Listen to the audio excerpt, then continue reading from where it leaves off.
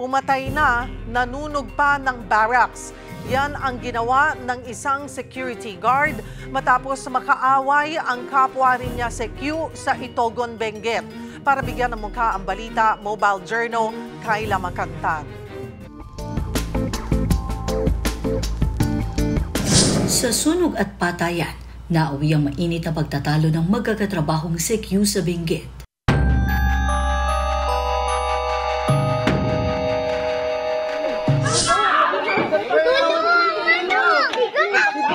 Pasado alas 8 ng gabi nitong Lunes, sumiklab ang apoy sa Atok Gold Mines, Barangay Gumadtang, Itogon, Benguet.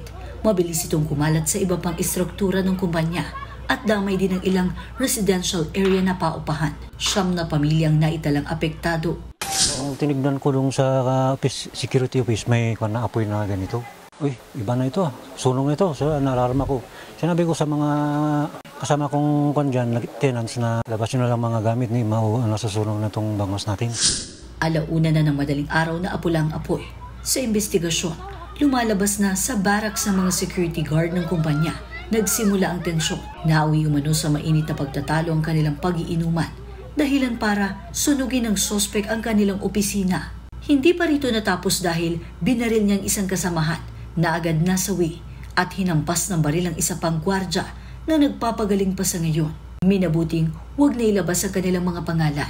Tumanggi rin munang magbigay ng panayam ang mga otoridad habang patuloy ang kanilang investigasyon at paghahanap sa sospek. Nananawagan naman ang lokal na pamahalaan sa publiko na mag-abot ng tulong sa mga apektadong pamilya. Mga kapatid, Mobile Journal, Kayla Makantan, hatid ang mukha ng balita.